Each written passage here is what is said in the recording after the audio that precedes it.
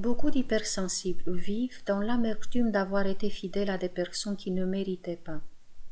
Ils ont cette impression d'avoir perdu beaucoup de temps de leur vie en concentrant toute leur attention sur des gens qui n'ont jamais été dans le partage, qui ont tout pris sans rien donner. Est-ce peut-être votre cas aussi? Bonjour à tous, c'est Claudia Stéphane, hypnopraticienne spécialisée dans la thérapie pour les hypersensibles et les surdoués. Bienvenue sur ma chaîne.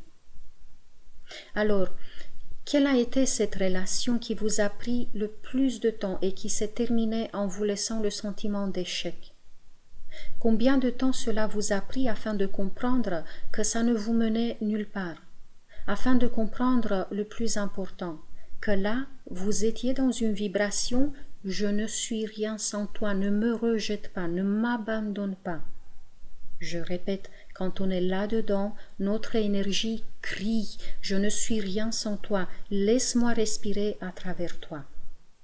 À votre avis, nous attirons quel genre de personnes en étant à ce niveau de manque d'amour de soi? Il se peut que vous ressentiez encore de la colère en pensant à cette relation et à tout ce temps qui s'est écoulé dans le vide. Vous êtes sans doute en colère contre cette personne qui est restée peut-être de marbre en vous faisant perdre votre temps et en vous faisant croire peut-être que vous étiez une mauvaise personne. C'est la technique préférée des manipulateurs qui cherchent à dominer leur proie.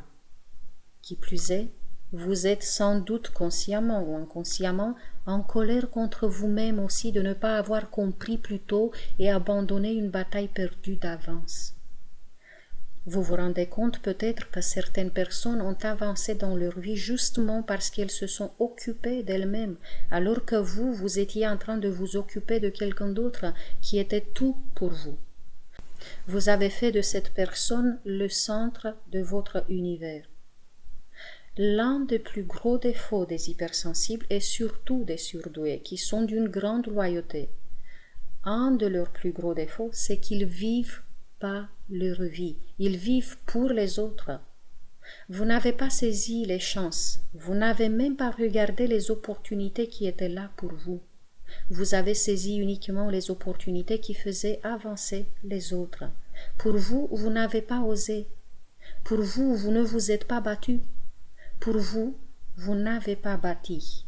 Et quand on vit comme ça, il arrive un moment dans notre vie où l'on doit s'arrêter et regarder notre parcours, non pas pour s'apitoyer sur soi, non pas pour regretter ou se blâmer, mais pour prendre une décision.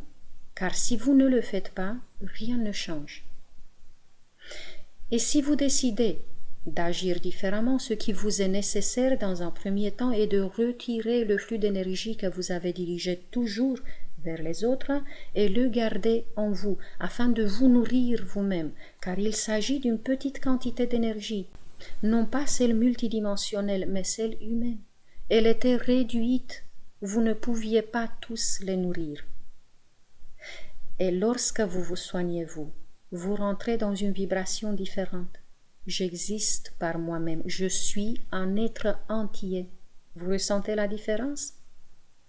Dans cette phase, on commence à travailler sur soi et il faut vraiment prendre le temps de bien vous soigner, car ça ne se fait pas dans 3 jours. Le défi est de ne pas retomber dans l'intérêt maladif pour l'extérieur qui vous vide. Soyez engagés dans ce processus et conscients que ça dure.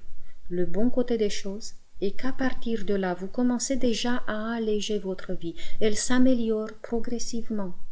Ce que vous ressentez en fait est le fait que vous commencez à vous fortifier, car de quantité de plus en plus grande de votre propre énergie vous nourrit vous.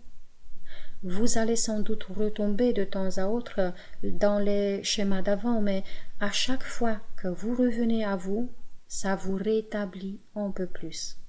Dans cette phase, vous allez encore attirer des profiteurs, mais ils vont sans doute très vite se retirer tout confus, car vous émettez la vibration d'avant qui les appelle, mais la nouvelle aussi, qui leur ôte le festin.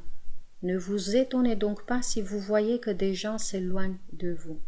Il est important de connaître les étapes du processus de notre guérison, sans quoi on peut nous arrêter en cours de route. On risque d'abandonner en perdant tout espoir. Pendant tout ce temps, vous avez besoin de faire confiance à votre guidance intérieure, de travailler avec elle, de communiquer, de lui faire des demandes, de l'écouter. Elle deviendra de plus en plus claire et le chemin de plus en plus lisse. Tout deviendra donc de plus en plus doux et fluide. Et petit à petit, vous allez activer votre énergie multidimensionnelle, vos perceptions subtiles, la force intérieure, la capacité de création consciente. Là, vous allez être dans une vibration lumineuse.